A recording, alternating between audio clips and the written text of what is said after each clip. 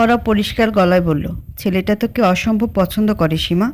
আমার ধারণা তোর জন্যই সে আর সিঙ্গাপুরে ফিরে যায়নি, কারণ তুই ওখানে গিয়ে থাকতে চাস না। সময় নিয়ে ঢাকায় নিজের বিজনেস করেছে, যাতে তোকে আবারও বিয়ের প্রস্তাব দিতে পারে। সীমা অবিশ্বাসের সঙ্গে বলল, ধুর, বাজে কথা। ওই ছেলে আমাকে কখনো সামনাসামনি দেখেনি, ছবিতে দেখেছে, তাও আবার ইন্টার পাস করার পরের ছবি। তখন আমি দেখতে কেমন ছিলাম, একেবারে রাঙা আলু টাইপ। আমি বলি কি, ছেলেটার সঙ্গে একবার দেখা কর। দেখা করতে তো আর ক্ষতি নেই। সামনাসামনি দেখলে তুই নিজেই বুঝতে পারবি এই মানুষের সঙ্গে সারা জীবন কাটানো যাবে কি না। বলছিস? হুম। তাহলে তো দেখা করতেই হবে। তোর বিয়ে হয়ে গেলে তো আমাকে একা একাই থাকতে হবে। আর তোর বিয়ের পর আমি একা থাকছি না। আর তাছাড়া তোকে একা থাকতে হবে কেন? তুই তো ওই বাড়িতেই থাকবি। অরা মলিন সরে বলল, সেটা তো মাত্র 1 বছরের জন্যে। তারপর তো ফিরে গিয়ে ওই ফ্ল্যাটেই থাকবো। সীমা কী যেন মনে করে খিলখিল করে হেসে উঠল। হাসছিস কেন? কেন যে হাসছি সেটা আজ বুঝতে পারবি না, ভবিষ্যতে বুঝবি। এই বাড়িতে সেলিনা হকের যে ঘরটা রয়েছে তার বিছানায় বসে রয়েছে ওরা। মাথার উপরে ফ্যান ফুল স্পিডে ঘুরছে। মতির একটু আগে ইলেকট্রিশিয়ান এনে সারিয়েছে ফ্যানটা। ওরার চোখ দুটো দেয়াল জুড়ে ঘুরে বেড়াচ্ছে। দেয়াল জুড়ে ছোট ছোট ফ্রেমে বাঁধাই করা আরশাদের ছোটবেলাকার ছবি। সেলিনা হক এই ঘরটা নিজের মতো করে সাজিয়েছেন। তিনি যেভাবে সাজিয়েছেন সেভাবে ঘরটা রেখে দেওয়া হয়েছে। সেলিনা হক আগে প্রতি মাসে একবার করে ঢাকায় আসতেন। কয়েকটা দিন ছেলের কাছে এসে থাকতেন। অথচ আজ বছর পেরিয়ে গেল, আরশাদের সঙ্গে তার দেখা হয় না। বিশেষ করে ডিভোর্সের পর থেকে আরশাদ মায়ের মুখোমুখি হতেই চায় না। সম্পর্কের এই অবনতির পেছনে দোষটা সেলিনা হকেরই। মায়েদের প্রধান কাজই হলো যে কোনো পরিস্থিতিতে সন্তানদের পাশে থাকা, তাকে সাহস জোগানো, তাকে একটু ভরসার আশ্রয় দেওয়া। অথচ এই প্রধান কাজটাই করতে ব্যর্থ হয়েছিলেন তিনি। ডিভোর্সের আসল কারণ না জেনে পত্রপত্রিকায় লেখা বাজে কথা বিশ্বাস করে নিজের সন্তানকেই তিনি ভর্ৎসনা করেছেন। আরশাদের ভেঙে যাওয়া মনটাকে আরেক দফা ভেঙে গুঁড়িয়ে দিয়েছেন তিনি। যদিও বর্তমানে আরশাদ মায়ের সঙ্গে সম্পর্ক ঠিক করার চেষ্টা করছে, নিজেকে বুঝ দেওয়ার চেষ্টা করছে। কিছু সম্পর্ক চাইলেই নিঃশেষ করে দেওয়া যায় না। সেলিনা হক এবং আশফিয়া চেয়েছিল তাদের সিলেটের বাড়িতে বড় করে আরশাদ এবং অরার বিয়ের অনুষ্ঠান করতে, আত্মীয় স্বজনদের খবর দিয়ে তাদের নতুন বউ দেখাতে। ওই পরিকল্পনা আপাতত স্থগিত। আশফিয়ার জরুরি কাজ পড়ে গেছে, তাই সে শীঘ্রই দেশে ফিরতে পারছে না। অবশ্য ভালোই হয়েছে, যে বিয়ের কোনো স্থায়িত্ব নেই তার আবার অনুষ্ঠান কিসের? ওরা হঠাৎ কী যেন মনে করে উঠে গিয়ে দাঁড়ালো আরশাদের ছোটোবেলার ছবিগুলোর সামনে। একটা ছবিতে একেবারে ছোট্ট আরশাদ, তার বয়স মাত্র কয়েক সপ্তাহ। আশফিয়া তাকে প্রথমবারের মতো কোলে নিচ্ছে। আশফিয়া মুখে হাসি ছড়াছড়ি, তবে আরশাদ বিরক্ত দৃষ্টিতে তাকিয়ে আছে তার দিকে। নিজের অজান্তেই প্রচ্ছন্ন একটা হাসি ফুটে উঠল অরার ঠোঁটে। আজ আরশাদের শূন্যতা প্রখরভাবে অনুভূত হচ্ছে। তার কথা বলার ওই মোহনীয় ভঙ্গির সাথে নিজেকে জড়িয়ে ফেলেছে ওরা। ইচ্ছা করছে ছুটে গিয়ে কিছুক্ষণ আরশাদের সামনে বসে থাকতে, তার কথা শুনতে। অরার হঠাৎ কি হলো? সে কি পাগল টাগল হয়ে যাচ্ছে নাকি? কয়েক মাস আগেও যে মানুষটা অসম্ভব ভয় করে চলতো, আজ কেন তার সান্নিধ্য পাওয়ার জন্য এমন ছটফট করছে সে? বিষণ্ণতায় ঘেরা দিনটা যেন শেষই হচ্ছে না। দুপুরের পরপর ওরা ছাদে চলে গেল। মগ ভর্তি চা হাতে আনমনে তার চোখ দুটো আটকে রইল আরশাদের অর্গানিক গার্ডেনের দিকে। মনের ভিতর আরেক দফা প্রবল ঝড় বয়ে গেল। মনে পড়ে গেল ওই দিনটার কথা, যেদিন তাদের সিক্রেট সিক্রেট খেলার সূচনা ঘটেছিল। আজ বারবার ওরা আরশাদের কথা মনে পড়ছে কেন? এমনটা তো আগে কখনো হয়নি। নিজের অনুভূতিগুলোকে নিজেই বুঝতে পারছে না। বহুদিন হলো মনের কথা হয় না তার। আচ্ছা, ওরা কি তাহলে আরশাদের প্রেমে পড়ে গেছে? হাজারো মেয়ে যেমন আরশাদকে একটু ছুঁয়ে দেখার স্বপ্ন দেখে, সেও কি একই স্বপ্নটা দেখে? আরশাদকে মনের কথাগুলো বলে আরাম পায় ওরা। তার আশেপাশে থাকলে বিচিত্র এক প্রশান্তি অনুভূত হয়। এই অনুভূতির নাম কি প্রেম, নাকি অন্য কিছু? রিংটনের শব্দে ধ্যানভঙ্গ হলো অরার। ফোনের স্ক্রিনে ভেসে উঠেছে আরশাদের নাম। মুহূর্তেই অরার হৃদস্পন্দনের গতি তুঙ্গে পৌঁছে গেল। যে মানুষটার কথা এতক্ষণ তার মস্তিষ্কে ঘুরে বেড়াচ্ছিল, আচমকা তার ফোন পেয়ে আঁতকে উঠল ওরা। আজ সকাল থেকেই তার ইচ্ছা করছিল ক্ষণিকের জন্য হলেও আরশাদের কণ্ঠস্বর শুনতে, তার সঙ্গে কথা বলতে। সেই আশা অবশেষে পূরণ হতে যাচ্ছে। ওরা ফোন রিসিভ করতে আরশাদ ব্যস্ত ভঙ্গিমায় বলল, ওরা কস্টিউম নিয়ে কি যেন একটা ঝামেলা হয়েছে, দেখো তো। ওরা শুকনো গলায় বলল, জি স্যার, দেখছি। অপর প্রান্ত থেকে ফোনটা কেটে গেল। ওরা ভুলে গিয়েছিল এই মুহূর্তে তাকে নিজের বেস্ট ফ্রেন্ড দাবি করা আরশাদ ফোন দেয়নি। যার সঙ্গে মন খুলে কথা বলা যায়, সিক্রেট ভাগাভাগি করে নেওয়া যায়, তাকে তো ফোন করেছিল তার বস আরশাদ। রাগ যার একমাত্র বৈশিষ্ট্য, কাজ ছাড়া যে কিছুই বোঝে না। রাত 1টার কাছাকাছি ঘুমে ওরার চোখ জড়িয়ে আসছে। তবুও কোনো ক্রমে চোখ দুটো খুলে রাখার চেষ্টা করছে। নিজেকে জাগিয়ে রাখার জন্য টিভিতে একটা গানের অনুষ্ঠান ছেড়ে বসেছে। তাতে কোনো কাজ হবে বলে মনে হচ্ছে না। আরশাদ যে কখন আসবে কে জানে। শুটিং থাকলে তার ফিরতে ফিরতে এমনই গভীর রাত হয়ে যায়। হঠাৎ বাড়ির মূল দরজার লকে পাসওয়ার্ড চাপার শব্দ কানে ভেসে এলো অরার। বাইরে বা ভেতর থেকে কেউ ওই লকে পাসওয়ার্ড চাপলে টপ টপ শব্দ হয়। রাত করে বাড়ি ফিরলে আরশাদ কখনো কলিং বেল বাজায় না। পাসওয়ার্ড চেপে বাইরে থেকে নিজেই দরজা খুলে নেয়। ঘুমটুম একেবারে উড়ে গেল অরার দু চোখ থেকে। এক লাফে উঠে দাঁড়িয়ে এসে চলে গেল দরজার সামনে। দরজা খুলে যেতেই দেখা পাওয়া গেল তার কাঙ্ক্ষিত মানুষটার, যাকে দেখার জন্য চোখ দুটো দিনভর তৃষ্ণার্ত হয়েছিল। প্রচ্ছন্ন এক হাসি ফুটে উঠল অরার ঠোঁট জুড়ে। হাসি লুকাবার কোনো চেষ্টা তার মধ্যে নেই। আরশাদ কিছুটা বিস্ময় নিয়ে বলল, তুমি জেগেছিলে? আমি তো ভাবলাম ঘুমিয়ে পড়েছ। ওরা ঘুমিয়ে পড়বে কি করে? আরশাদকে আজ দু চোখ ভরে না দেখলে তার তো ঘুমোই আসতো না। বাড়িতে প্রবেশ করে বসার ঘরের সোফায় ক্লান্ত ভঙ্গিতে গায়ে এলিয়ে দিল আরশাদ। ওরা ডাইনিং টেবিল থেকে গ্লাস ভর্তি পানি এনে আরশাদের দিকে বাড়িয়ে দিয়ে বলল, কেমন হলো আজ শুটিং? ওরার হাত থেকে গ্লাসটা নিয়ে তাতে চুমুক দিয়ে আরশাদ বলল, শুটিংয়ের কথা আর বলো না, আমি প্রচণ্ড টায়ার্ড। ওরা সোফায় বসতে বসতে বলল, তাহলে ফ্রেশ হয়ে আসুন, একসঙ্গে ডিনার করব। আরশাদ হতভম্ব হয়ে বলল, তুমি খাওনি এখনও? ওরা হাসি মুখে না সূচক মাথা নাড়ল। 1টা বাজে ওরা, তুমি তো জানতে আমার দেরি হবে, শুধু শুধু অপেক্ষা করতে গেলে কেন? কোনো ব্যাপার না স্যার, আপনি ফ্রেশ হয়ে আসুন তো। ওরা এখনও না খেয়ে বসে আছে জেনে আরশাদ তড়িঘড়ি করে ফ্রেশ হতে চলে গেল। ওরা এখন স্থির হয়ে আগের জায়গায় বসে রইল। তার হাত পা থরথর করে কাঁপছে, চোখে জল টলমল করছে। আজ সারাদিন ধরে তার মনে হচ্ছিল বুকের ওপর কেউ ভারী পাথর চেপে ধরে রেখেছে। প্রতিবার শ্বাস নেওয়ার সময় মনে হচ্ছিল ফুসফুসের বড় একটা অংশ এখনও ফাঁকা পড়ে আছে। সারা দিন পর আরশাদকে দেখে তার সঙ্গে একটু কথা বলেই ওই অনুভূতি বাতাসে মিশে গেছে। প্রাণ ভরে এখন ওরা শ্বাস নিতে পারছে। নিজের মনের সম্পর্কে একটা ভয়ঙ্কর সত্যি সে এই মুহূর্তে উপলব্ধি করতে পেরেছে। আরশাদের বসবাস তার মনের গভীরতম স্তরে, যেখানে বসবাসের অধিকার এই পৃথিবীতে কারো নেই। ওরা তো কোনোদিন কাউকে তার মনে জায়গা দিতে চায়নি, তবুও নিজের অজান্তে আরশাদকে দিয়ে ফেলেছে সেই জায়গাটা। এই অনুভূতির নাম কি? তোমার সাহস কী করে হয় আমাকে ফোন করার? তোমার সাহস দেখে আমি রীতিমতো অবাক হচ্ছি। নওশিনের এমন কথায় হকচকিয়ে গেল ওরা। বিয়ের ওই ঘটনার পর আজই প্রথম নওশিনের সঙ্গে কথা হচ্ছে তার। ওরা জানতো বিষয়টা স্বাভাবিকভাবে নেবে না সে। এতটা যে রেগে যাবে তাও বুঝতে পারেনি। ওরা ইতস্তত করে বলল, ম্যাম। ওরা কথার মাঝপথেই নওশিন ফোনের অপর প্রান্ত থেকে ঝাঁঝালো কণ্ঠে বলল, চুপ, একটা কথাও বলবে না তুমি। তোমার মতো মেয়েদের খুব ভালো করে চেনা আছে আমার। ওপরে ওপরে সাধু সাজবে আর ভেতরে ভেতরে বদমতলব, ছি। ওরা ক্রমেই অবাক হয়ে যাচ্ছে। নওশিনের উচ্চারিত শব্দগুলোর থেকেও বেশি অবাক করছে তার এই আচরণ। নওশিনকে কখনো এমন রূপে দেখেনি ওরা। বিগত 4 বছর ধরে যার ঠোঁটে সবসময় হাসি লেগে থাকতে দেখেছে, তার এমন রূপ ঠিক হজম হচ্ছে না। নওশিন আবারও হুঙ্কার দিয়ে বলল, এই মেয়ে, সত্যি করে বলো তো, কী করে ফাঁসিয়েছ সাতকে? ওরা কম্পিত সুরে বলল, ম্যাম, আমি তো কিছুই বুঝতে পারছি না। নওশিন তেজি গলায় বলল, খবরদার, আমার সামনে ন্যাকা সাজবে না। তোমার মতো লোয়ার ক্লাস মেয়েকে নিজ থেকে পছন্দ করে বিয়ে করার মানুষ তো আরশাদ হক না। তোমার মতো মেয়েরা বড় লোকদের ফাঁসিয়ে বিয়ে করে, 2 দিন পর একটা বাচ্চা নিয়ে সংসার স্থায়ী হয়ে যায়। তোমার টার্গেটও সেটাই, তাই না? অরার 2 কান দিয়ে গরম বাষ্প বের হচ্ছে। নওশিনের এমন কথা সে মোটেও আশা করেনি। নিমিষেই অরার 2 চোখে পানি ভর্তি হয়ে এলো। এমন না যে এই ধরনের কথা সে আজই প্রথম শুনছে। ওই ভিডিওটা ভাইরাল হওয়ার পর থেকে অনেকে বলেছিল এই মেয়েটা আরশাদকে ফাঁসানোর জন্য অজ্ঞান হওয়ার অভিনয় করেছে।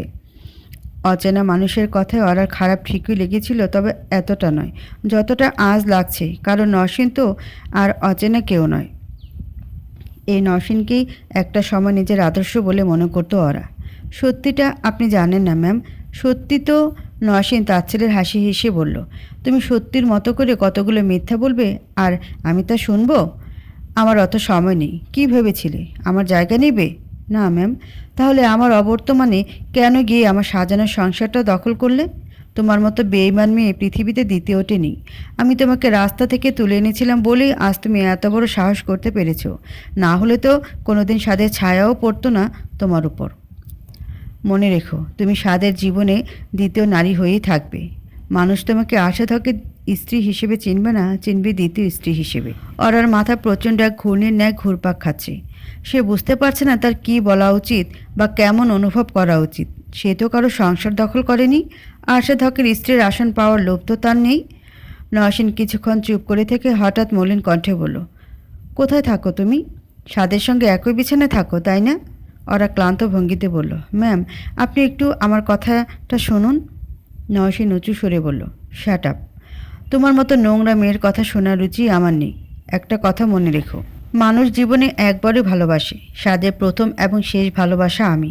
আমার মতো করে ও কাউকে ভালোবাসতে পারবে না। তোমার সঙ্গে যা করেছে তা কেবলই অভিনয়।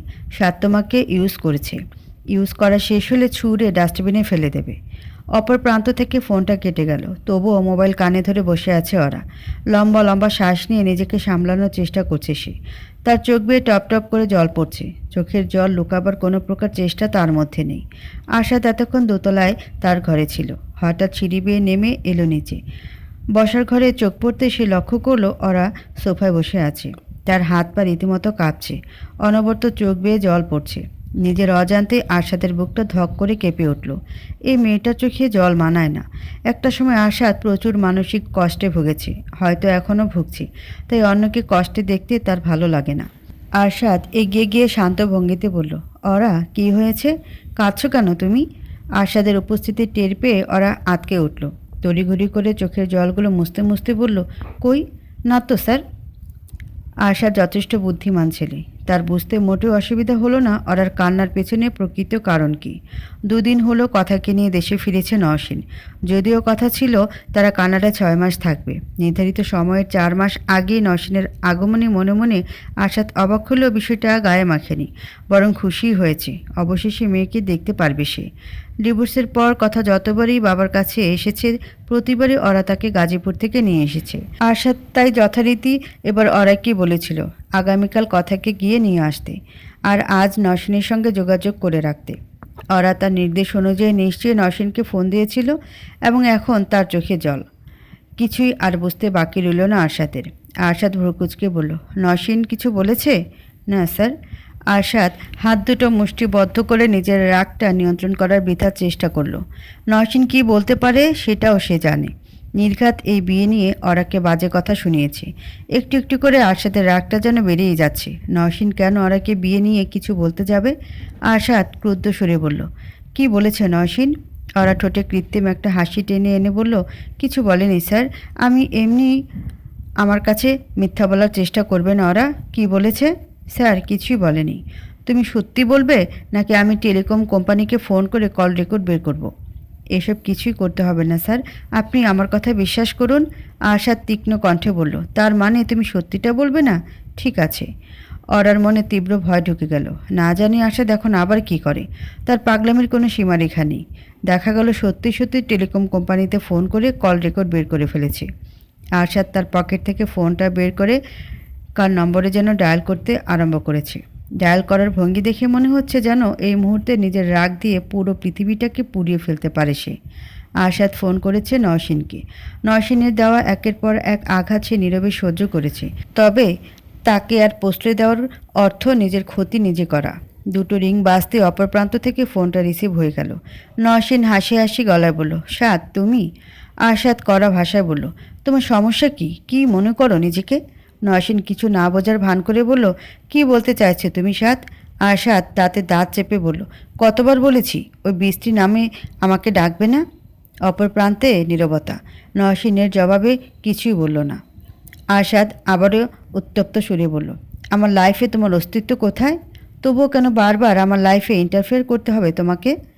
আমি জানি না ওই মেয়েটা তোমাকে কি বলেছে, কিন্তু আরশাদ তাকে কথাটা শেষ করতে না দিয়ে বলল, ওই মেয়েটার নাম অরা। নওশিন একটা নিঃশ্বাস ফেলে আবারও বলল, হ্যাঁ আমি জানি না ও তোমাকে কি বলেছে। আমি শুধু ওকে বেসিক প্রশ্ন করেছিলাম, তুমি কেমন আছো, ওই বাড়িতে কেমন লাগছে এইসব।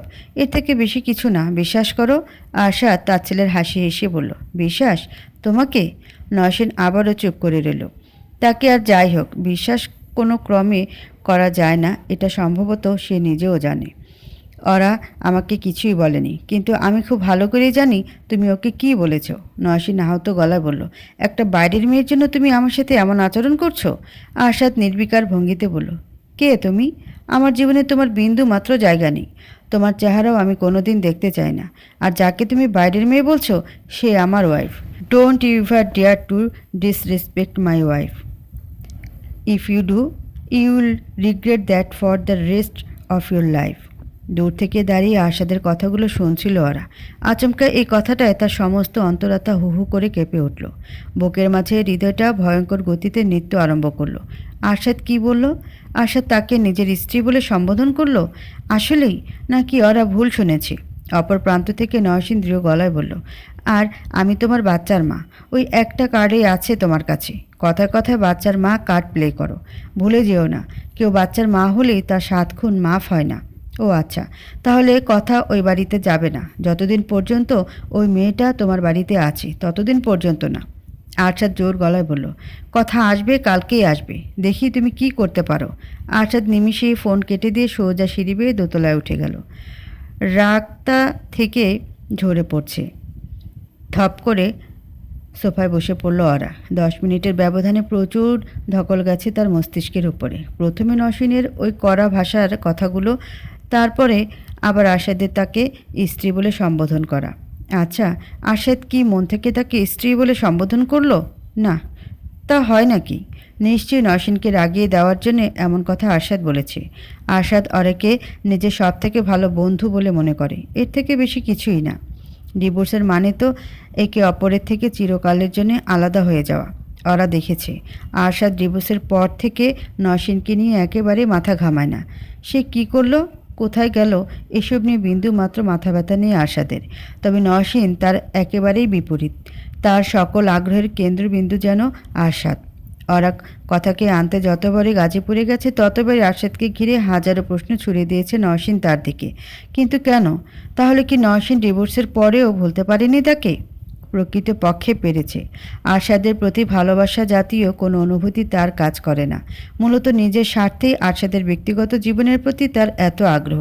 নওশীন আজও আশা করে কোনো এক জাদুর বলে আরশাদ ফিরে যাবে তার জীবনে, আবারও নতুন করে সাজিয়ে দেবে তার ভেঙে পড়া ক্যারিয়ার।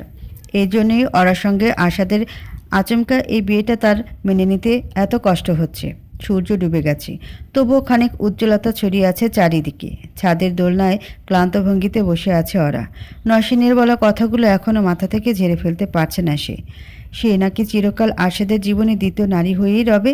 আচ্ছা, ওরা না হয় 1 বছর পর চলে যাবে আরশাদের জীবন থেকে, কিন্তু আরশাদ যদি সত্যিকার অর্থেই কাউকে পছন্দ করে বিয়ে করত, তাহলে কি তাকে এই একই কথা বলতো নওশীন?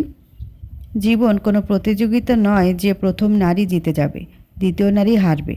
আরশাদের জীবনের প্রথম নারী হয়ে কি করেছে নওশীন? তাকে ভালোবাসতে পেরেছে, নাকি তার ভালোবাসার সম্মান করতে পেরেছে? এমন প্রথম নারী হওয়া কোনো গৌরবের বিষয় বলে তো মনে হয় না। আরশাদ ছাদে এলো, নিঃশব্দে এসে বসলো অরার পাশে। ওরা মুখ ঘুরিয়ে তাকাতেই কয়েক মুহূর্তের জন্যে চোখাচোখি হলো দুজনের। তবে সেটা কয়েক মুহূর্তের জন্যে। আরশাদের চোখ দুটো আকাশের দিকে চলে গেল। ওরাও তার দৃষ্টি অনুসরণ করে তাকালো আকাশের দিকে। পশ্চিমের রক্তিম আকাশে এক ঝাঁক পাখি উড়ে বেড়াচ্ছে। এরা কোন পাখি? ওরা জানতে খুব ইচ্ছা করছে। আরশাদকে জিজ্ঞেস করবে? না থাক, আরশাদের সঙ্গে নীরবতায় কাটানো এই মুহূর্তগুলো তার কাছে খুব দামি। আরশাদ হুট করে নীরবতা ভঙ্গ করে শুকনো গলায় বলল, তুমি মন খারাপ করো না ওরা? ওরা মলিন হাসি হেসে বলল, না স্যার, মন খারাপ করছি না। ওই ভিডিও ভাইরাল হওয়ার পর অনেক মানুষের অনেক কথা শুনতে হয়েছিল আমাকে। আমি মোটামুটি অভ্যস্ত। আরশাদ ছোট্ট দীর্ঘশ্বাস গোপন করে বলল, এই মানুষটাকে আমি ভালোবাসিনি জানো। মিথ্যা ছাড়া যে কথা বলতে পারে না। প্রতিটা মুহূর্তে মানুষের সামনে যাকে অভিনয় করতে হয়, এমন মানুষকে কে ভালোবাসবে? আমি যাকে ভালোবেসেছিলাম সে ছিলই একদমই আলাদা। Kind hearted and all. সময় মানুষকে বদলে দেয়। আমার ভালোবাসাটাই ভুল ছিল। মানুষ তো আর ইচ্ছা করে কাউকে ভালোবাসে না, ভালোবেসে ফেলে। তা ঠিক, ভুল মানুষকে ভালোবেসে ফেলেছিলাম, যার জন্য আজ পর্যন্ত রিগ্রেট করতে হয়। ভালোবাসার অনুভূতি যেমন সুখময়, তাকে হারিয়ে পাওয়া যন্ত্রণা ঠিক ততটাই তীব্র। ভালোবাসা হারিয়ে একদল মানুষ মনে করে আমার ভালোবাসা যদি ফিরে আসতো, আর আরেক দল মনে করে ওই ভালোবাসা যেন জীবনেও ফিরে না আসে। আশার দ্বিতীয় দলের সদস্য। ভালোবাসা নামক অনুভূতিটা যদি সুন্দর হোক না কেন, এই জীবনে একবার ভালোবেসে যে পরিমাণ যন্ত্রণা তাকে সহ্য করতে হয়েছে, তাতে তার ভালোবাসার শখ মিটে গেছে। আশাদ হঠাৎ কী যেন মনে করে বলল, ওরা শোনো, তুমি কখনো ভুল মানুষকে ভালোবাসবে না। কী করে বুঝবো কেউ ভুল না ঠিক? বোঝা যায়। এইসব ক্ষেত্রে প্রতিটা মানুষের একটা সিক্স সেন্স কাজ করে। আপনার করেনি? করেছিল, কিন্তু নিজের সিক্স সেন্সকে নিজেই পাত্তা দেনি। ওরা বিভ্রান্ত গলায় বলল, বুঝলাম না। নওশিনের ছোট ছোট কিছু ব্যাপার ছিল, যেগুলো সাধারণ দৃষ্টিতে দেখলে তেমন বড় কোনো সমস্যা ছিল না, কিন্তু ওই ছোট ছোট সমস্যাগুলো পরবর্তীতে ভয়ানক রূপ নেয়। যেমন? আশাদ খানিক ভেবে বলল, যেমন ও আমার কাজে কখনো অ্যাপ্রিসিয়েট করতো না। আমার কোনো সিনেমা হিট হলে বা দর্শকের প্রশংসা পেলেও কখনো তা পছন্দ করতো না। ওরা অবাক কণ্ঠে বলল, সে কি? তারপর আবার যখনই শুটিংয়ের সময় আসতো তখনই কেমন যেন অন্যরকম হয়ে যেত। আমার মনে হতো শুটিংয়ে গিয়ে বিরাট কোনো অন্যায় করেছি। এটা কেমন কথা স্যার? কাজ তো মানুষকে করতেই হবে। কাউকে অসম্ভব ভালোবাসলেও নিজের সবটুকু সময় তাকে দেওয়া সম্ভব নয়। আমার কি মনে হয় জানো কি? ওর ভেতরে এক ধরনের জেলাসি কাজ করতো। জেলাসি? স্বামী স্ত্রী একই ফিল্ডে কাজ করলে এমন জেলাসির সৃষ্টি হতে পারে। আমি প্রতিনিয়ত শুটিং করছি, আমার সিনেমা হিট হচ্ছে, অথচ তখন নওশিন সেরকম কাজ করছিল না। ওর সিনেমাগুলোও সেভাবে ব্যবসা সফল হচ্ছিল না। তাই হয়তো এই ধরনের জেলাসি ওর ভিতরে কাজ করতো, হয়তো। আরশাদ প্রসঙ্গ পাল্টাবার উদ্দেশ্যে বলল, বাদ দাও, আমি ওকে নিয়ে কোনো কথা বলতে চাই না। তার কোনো অস্তিত্ব আমার জীবনে নেই। তোমাকে যেতে হবে না, কাল আমি গিয়ে কথাকে নিয়ে আসব। ওরা শুকনো এক ঢোক গিলে বলল, এতটা পথ আপনি ড্রাইভ করবেন? না, জহির সঙ্গে যাবে। আচ্ছা, আমার ড্রাইভিং নিয়ে তোমার এত ভয় কেন বলো তো? আমি তো আগে থেকে ভালো ড্রাইভ করি। তাও ভয় লাগে স্যার। সেবার অ্যাক্সিডেন্ট করে কি একটা অবস্থা মনে নেই? হাতে পায়ে কতগুলো সেলাই লেগেছিল। একটা অ্যাক্সিডেন্ট করেছি বলে কি ড্রাইভিং করাই ছেড়ে দেব? ওই অ্যাক্সিডেন্টের পর থেকেই তো আরও ভালো করে ড্রাইভিং শিখলাম। তবুও আপনার ড্রাইভিংয়ে আমার ভরসা নেই। তাহলে তো এখন থেকে তুমি বাইরে গেলেই আমাকে ড্রাইভ করতে হবে। ভয় দেখাচ্ছেন আমাকে? তুমি ভয়ও পাও নাকি? আচমকা হাসি ফুটে উঠল অরার ঠোঁটে। খিলখিল করে হেসে উঠেছে মেয়েটা। আরশাদ এক দৃষ্টিতে তাকিয়ে আছে সে হাসির দিকে। আজ সারা দিন পর অরার ঠোঁটে প্রকৃত হাসি দেখল সে। এই হাসিটাতেই তাকে সব থেকে ভালো মানায়। বিকেলের এই সময়টা অদ্ভুত সুন্দর। সূর্যের তীব্রতা কমে আসে। আকাশে নাম না জানা পাখির ঝাঁক উড়ে বেড়ায়। মিষ্টি একটা বাতাস অনুভূত হয়। আরশাদের বাড়ির বিশাল বাগানে ঘাসের উপর বসে আছে সে। তার কোলে কথা। মলিন সূর্যটার আলো এসে পড়েছে তার মুখের উপরে। মেয়েটাকে আজ সত্যি প্রিন্সেসদের মতো লাগছে। কথা অবাক দৃষ্টিতে তাকিয়ে আছে আকাশের দিকে। তার দৃষ্টি আকাশে উড়ন্ত একঝাঁক পাখির দিকে আবদ্ধ। কথা হঠাৎ কী যেন মনে করে কৌতূহলী গলায় বলল, আচ্ছা বাবা, আমি উঠতে পারি না কেন? আশাদ স্বাভাবিকভাবে বলল, কোথায় উঠতে পারিস না? প্লেনে তো ঠিকই উড়ে বেড়াস। কথা ভ্রুকুচকে বলল, ধুর, ওটা উড়া হলো নাকি? আমি তো পাখিদের মতো উঠতে চাই। কিন্তু আমরা তো পাখিদের মতো উঠতে পারবো না বাবা। কেন? আশাদ কোনো উত্তর খুঁজে না পেয়ে বলল, কারণ আমাদের ডানা নেই। আমার ডানা থাকলে কি আমিও পাখিদের মতো উঠতে পারতাম? পারতি তো। ইস, আমি পাখি হলে কত ভালো হতো। আশাদ সুন্দর করে বুঝিয়ে বলল, পাখি উঠতে পারলেও মানুষের ক্ষমতা তার থেকে অনেক বেশি। পাখি হলে বলতি, ইস, আমি যদি মানুষ হতাম। মানুষ এমন অনেক কিছু পারে যা পাখি পারে না। তাই মানুষ কি কি পারে বাবা? সেটা জানতে হলে তো তোকে আগে বড় হতে হবে। আমি কবে বড় হব বাবা? কালকে? কথার এমন প্রশ্নে হেসে ফেলল আরশাদ। তাকে সচরাচর হাসতে দেখা যায় না। গেলেও সে হাসিগুলো হয় না প্রকৃত হাসি। তবে কথাকে পেলে তার ঠোঁটে এমন হাসি ফুটে উঠতে বাধ্য। এরই মাঝে বাগানে আগমন ঘটল অরার। তার হাতে একটা ট্রেতে তার এবং আশাদের জন্য কফি, আর কথার জন্য মিল্কশেক। ওরা ট্রে নামিয়ে রেখে নিজে ঘাসের উপর বসতে বসতে বলল, কি কথা হচ্ছে আপনাদের? কথা ব্যাকুল কণ্ঠে বলল, দেখো না ওরা, আমি বাবাকে জিজ্ঞেস করছি আমি কবে বড় হব, আর বাবা হাসছে। ওরা হাসি মুখে বলল, বড় হতে হবে কেন? ছোট থাকাই তো মজা। কথা অবাক হয়ে বলল, তাই নাকি? বড়দের অনেক কাজ করতে হয়, অনেক টেনশন করতে হয়। ছোটদের তো আর সেসব টেনশন নেই। তারা চাইলেই গেম খেলতে পারে, টিভি দেখতে পারে, তাই না? তাই তো। তাহলে কি আমি বড় হব না? একদমই না, সব সময় এরকম থাকবে। এখন লক্ষ্মী মেয়ের মতো মিল্কশেকটা শেষ করে ফেলো তো সোনা। ছবি আঁকতে আঁকতে খাই। হুম। কথা আরশাদের কোল থেকে নেমে তার মিল্কশেক নিয়ে চলে গেল ছবি আঁকার সরঞ্জামগুলোর কাছে। কথা এ বাড়িতে এসেছে গতকাল। আরশাদ আগে থেকে তার জন্য বেশ অনেক রং পেন্সিল আরও হাবিজাবি ছবির আঁকার সরঞ্জাম এনে রেখেছিল। এগুলো দেখার পর থেকে একের পর এক ছবি এঁকেই যাচ্ছে কথা। এমনকি জিনিসগুলো বাগানেও নিয়ে এসেছে ছবি আঁকবে। ওরা কথার দিকে তাকিয়ে থেকে হাসি হাসি গলায় বলল, বিরাট আর্টিস্ট হবে আপনার মেয়ে। আরশাদ তার কফির কাপে চুমুক দিয়ে বলল, তোমার তাই মনে হয়? আপনার কি মনে হয়? আরশাদ কিছুক্ষণ ভেবে বলল, আমার তো মনে হয় কথা অ্যাথলিট হবে। অ্যাথলিট? হুম। ওর মধ্যে একটা স্পোর্টস স্পিরিট দেখতে পাই। আবার মাঝে মাঝে মনে হয় কথা কোনো ভিন্ন ফিল্ডে যাবে, সায়েন্টিস্ট টাইপের কিছু হবে। ওরা আগ্রহ নিয়ে বলল, আপনি চান না কথা আপনার মতো অভিনয় করুক? আরশাদ নির্বিকার ভঙ্গিতে বলল, না, চাইলে করবে, না চাইলে কোনো জোরাজুরি নেই। আমি চাই ওর যা ইচ্ছা তাই হবে। আচ্ছা স্যার, ছোটবেলায় কী হতে চেয়েছিলেন? আরশাদকে উত্তরটা ভাবতে এক মুহূর্ত অপচয় করতে হলো না, সঙ্গে সঙ্গে সে বলল, ক্রিকেটার। ওরা হতভম্ব সুরে বলল, সত্যি? স্কুলের ক্লাবে রেগুলার ক্রিকেট খেলতাম। আমি ছিলাম আমাদের টিমের ক্যাপ্টেন, খুবই অ্যাগ্রেসিভ ক্যাপ্টেন। আমি ওপেনিং ব্যাটিং করব, আবার ওপেনিং বোলিংও আমি করব। আপনি অলরাউন্ডার ছিলেন? প্লেয়ার হিসেবেও প্রচুর অ্যাগ্রেসিভ ছিলাম। বেশিরভাগ সময় আমার ঝগড়া বাঁধত আম্পায়ারের সঙ্গে। আমাকে আউট দিলে ওকে মারার জন্য দৌড় দিতাম। আরশাদের চোখ দুটিতে যেন স্পষ্ট ফুটে উঠেছে তার ছোটবেলার মজার স্মৃতিগুলো। যে ওই চোখ দুটোর দিকে তাকাবে সেই দেখতে পারে সমস্ত স্মৃতি। ইদানিং ওই চোখ দুটোর দিকে তাকানোর সাধ্য হারিয়ে ফেলেছে ওরা। আরশাদের চোখের দিকে তাকিয়ে তার মনের মাঝে হাজারো প্রজাপতি উড়ে বেড়ায়। বুকের মাঝে হৃদয়টা প্রচণ্ড গতিতে লাফিয়ে ওঠে। নিজেকে সামলে নিয়ে ওরা বলল, তারপর? আরশাদ মলিন সুরে বলল, তারপর আর কি? স্কুল শেষ হয়ে গেল, আমার ক্রিকেটও শেষ হয়ে গেল। ইচ্ছা ছিল ন্যাশনাল টিমের জন্য খেলবো, কিন্তু হলো না। কিন্তু স্যার, ন্যাশনাল টিমের প্লেয়ারদের তো ফেমাস হতে হয়। আপনি তো কখনো ফেমাস হতে চাননি, এটা তো ভেবে দেখেনি। ওরা কৌতূহল নিয়ে বলল, স্কুলের পর আর কন্টিনিউ করলেন না কেন? আশা দীর্ঘ নিঃশ্বাস ফেলে বলল, আমার বাবা তখন কেবল আমাদের ছেড়ে অস্ট্রেলিয়া চলে গিয়েছিল। একে তো এত বড় একটা ধাক্কা, তার উপরে মামাদের কাছ থেকে নেওয়া ধার কিভাবে শোধ হবে তাই ভেবে মায়ের রাতের ঘুম হারাম। পড়াশোনাতেই ঠিকমতো মন বসতো না, আর ক্রিকেট। ওরা চুপ করে রইল। আরশাদ বলল, তুমি কি হতে চেয়েছিলে? ওরা কিছুটা ভেবে বলল, আমি ছোটবেলায় কখনো স্বপ্ন দেখার সুযোগ হয়নি। তবে আমার মা যখন চিকিৎসার অভাবে মারা গেল তখন আমার ইচ্ছে হতো বড় হয়ে ডাক্তার হব।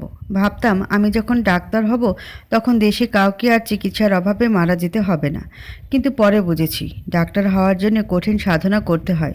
আমি ভালো স্টুডেন্ট হলেও হার্ডওয়ার্ক করতে পারতাম না, তাই 9-এ উঠে আর সায়েন্সেই নেইনি। একটা ব্যাপার খেয়াল করেছো ওরা? কোন ব্যাপার স্যার? আমার স্বপ্নগুলো কখনো কখনো পরিবারের কারণে ভেঙে যায়।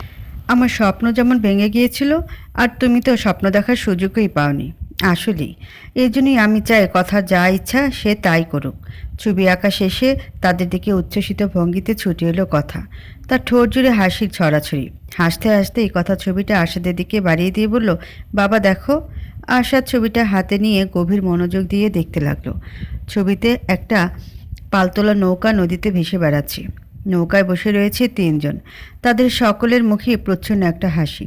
ওরা মুগ্ধ গলায় বলল, ও মা, কি সুন্দর হয়েছে। এটা কে কে?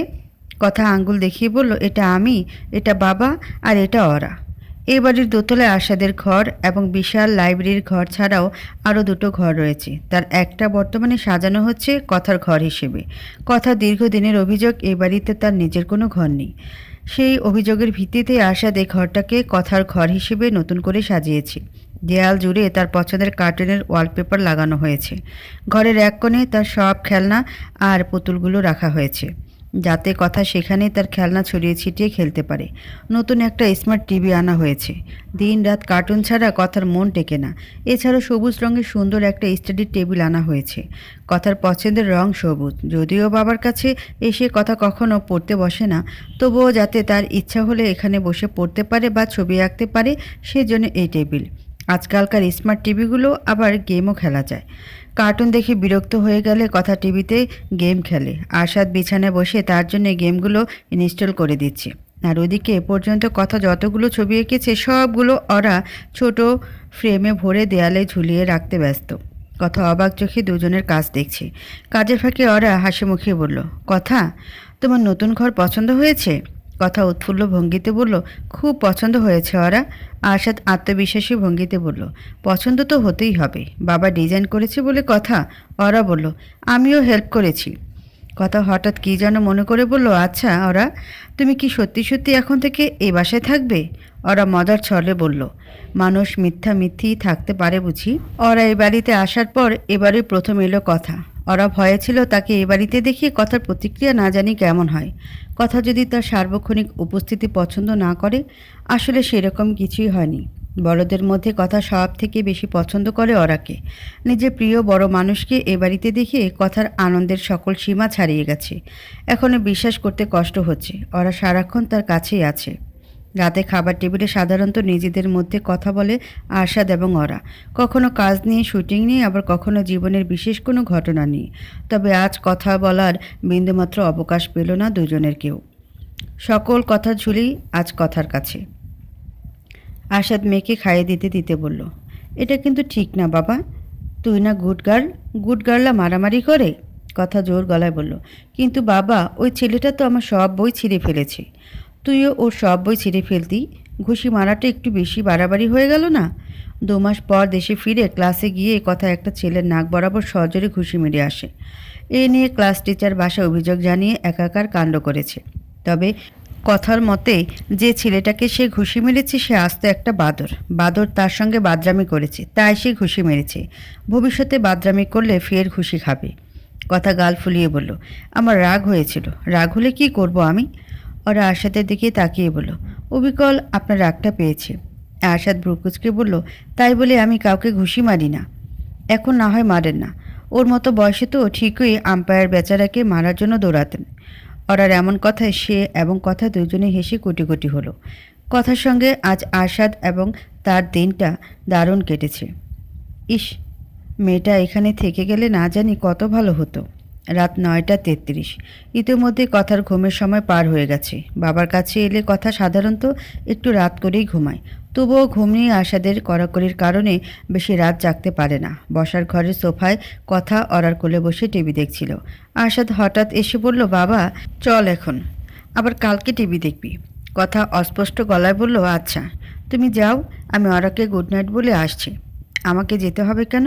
তুই এখনই গুড নাইট বলে আয়। কথার জেদ ধরে বলল, না, আমি ওরাকে একা একা গুড নাইট বলবো। তুমি যাও, আমি 1 মিনিটের মধ্যে আসছি। আরশাদ সিঁড়িতে পা রাখতে রাখতে বলল, যাচ্ছি। 1 মিনিটের মধ্যে যদি না দেখি তোর আজকে খবর আছে। আরশাদ চলে যেতেই কথা ওরাকে জড়িয়ে ধরে তার কানের কাছে ফিসফিস করে বলল, ওরা, তোমার মনে আছে তো? ওরা আশ্বাস দিয়ে বলল, হ্যাঁ বাবা, ভুলে যায়নি। আমাকে ডেকো কিন্তু, আমি তোমাকে হেল্প করব। ওরা বিস্মিত হয়ে আদুরে গলায় বলল, তুমি আমাকে হেল্প করবে? কথা দৃঢ় গলায় বলল, হুম। তাহলে তো ডাকতেই হবে। এখন তুমি যাও, বাবা ঘুমিয়ে পড়লে আমি তোমাকে ডেকে দেব। নতুন ঘরের বিছানায় গুটিসুটি মেরে শুয়ে আছে কথা। পাশে বসে তার মাথায় হাত বুলিয়ে দিচ্ছে আরশাদ। তবুও কিছুতেই ঘুম নেমে আসছে না তার দু চোখে। বারবার ইচ্ছা করছে উঠে বসে বাবার সঙ্গে গল্প করতে। কথা হঠাৎ চোখ দুটো মেলে তাকিয়ে বলল, বাবা শোনো, এবার আমি আর যাব না, এখানেই থাকবো।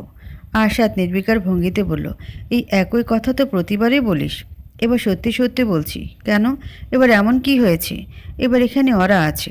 আরশাদ ক্ষীণ হাসি এসে বলল, ওরাকে তুই খুব পছন্দ করিস? করি তো, she is my Elsa. Arshad বিভ্রান্ত সুরে বলল, এলসাটা আবার কে? কথা হতাশ গলায় বলল, তুমি এলসাকে চেনো না? কোনো ডিজনি প্রিন্সেস নিশ্চয়ই। প্রিন্সেস না, এলসা হলো কুইন। ওরাও আমার কুইন। হয়েছে, অনেক পাকা পাকা কথা হয়েছে, এবার ঘুমিয়ে পড়। কথাকে ঘুম পাড়িয়ে রেখে আরশাদ নিজের ঘরে গিয়ে ঘুমিয়ে পড়েছে। ইদানিং তার অনিদ্রা অনেকটাই নিয়ন্ত্রণে এসেছে। ডাক্তার সাহেবের দেওয়া ঘুমের ওষুধ কাজে দিচ্ছি। আগে তো বেচারা ঘুমের ওষুধ খেয়েও দু চোখের পাতা এক করতে পারত না। আর্চাদের মনের একটা অংশ মনে করে এই অনিদ্রা সেরে যাওয়ার পেছনে কোনো না কোনোভাবে অরার অবদান রয়েছে।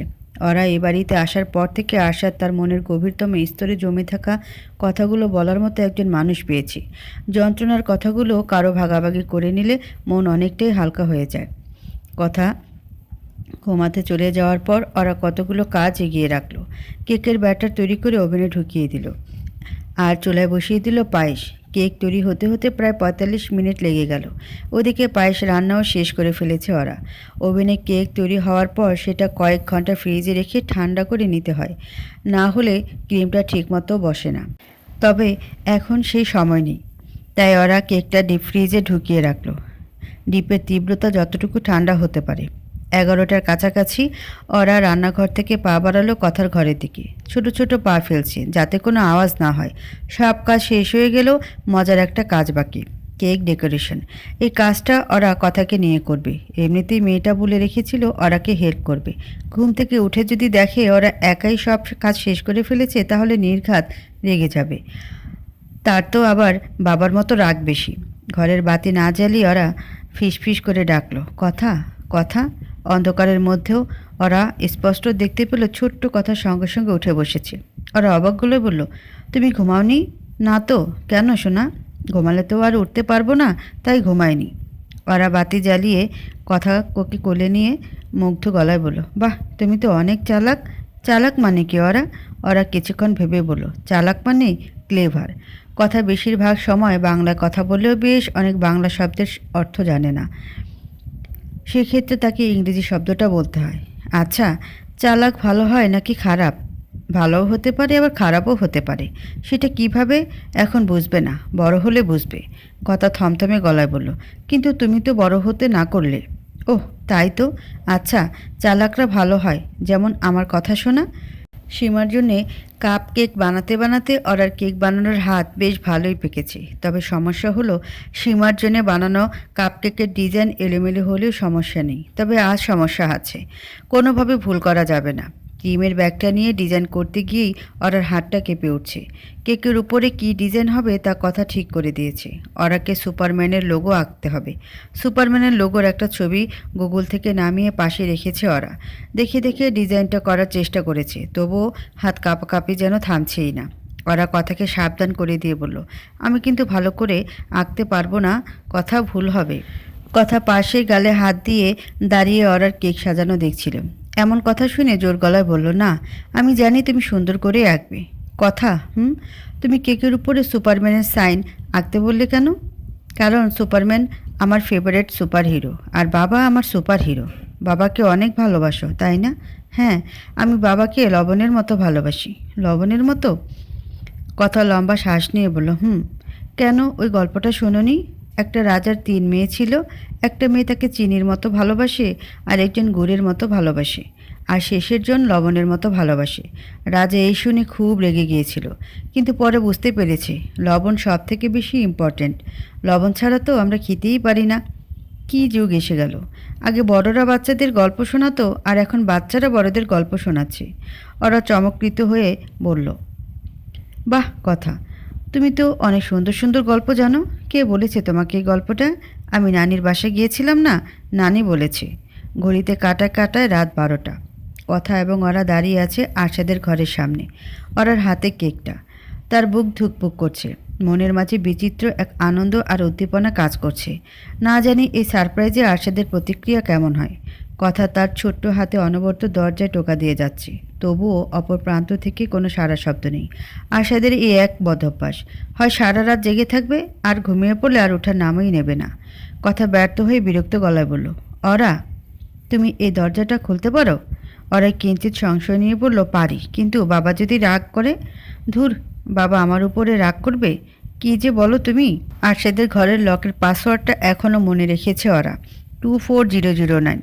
ভয়ে ভয়ে এক একটা নম্বর প্রেস করলো সে। লক খুলে যেতেই কথা দরজা খুলে ভেতরে প্রবেশ করলো। ওরা অনিশ্চিত পায়ে তার পিছু নিল। পুরো ঘর অন্ধকারে ছেয়ে আছে।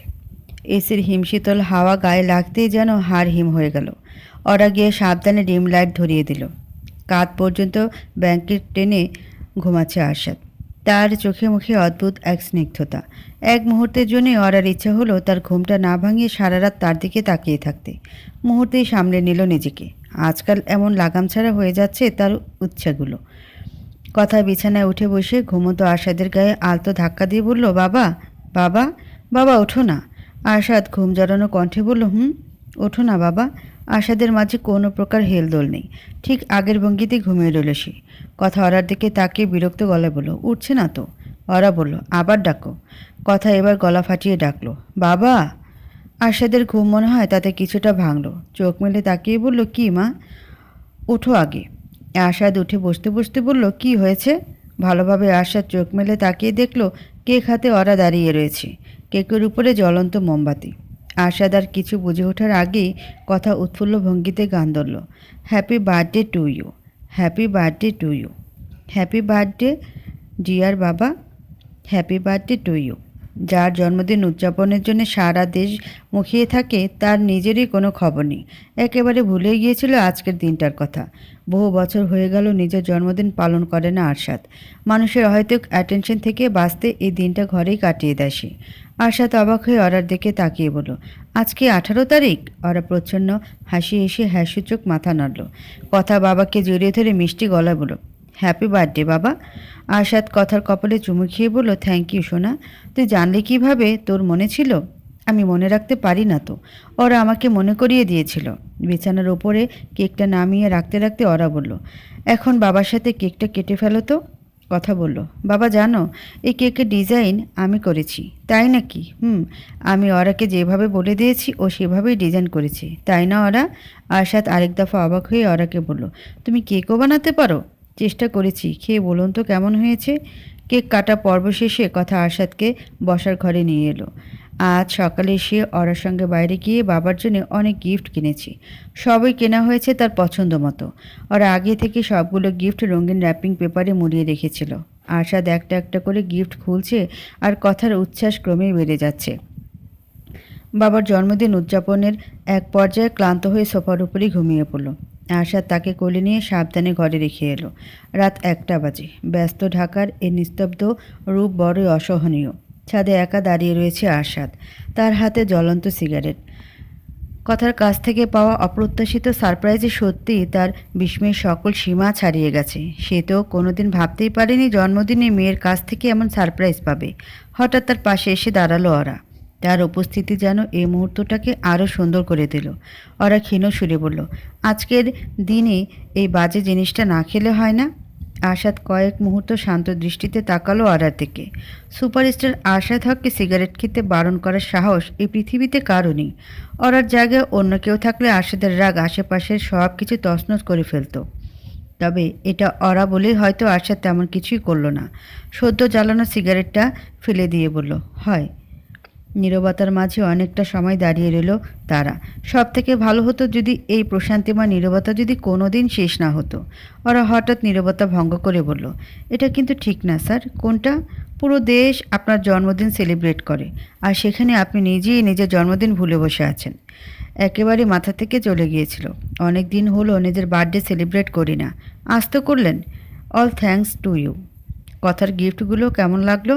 আরশাদ ভ্রুকুচকে বলল, নিজের গিফট কথার নামে চালিয়ে দিচ্ছ? ওগুলো কথার গিফটই। আমার গিফট তো এখনও বাকি আছে। তাই? আর একটা কাচের জার আরশাদের দিকে বাড়িয়ে দিয়ে বলল, হ্যাপি বার্থডে স্যার।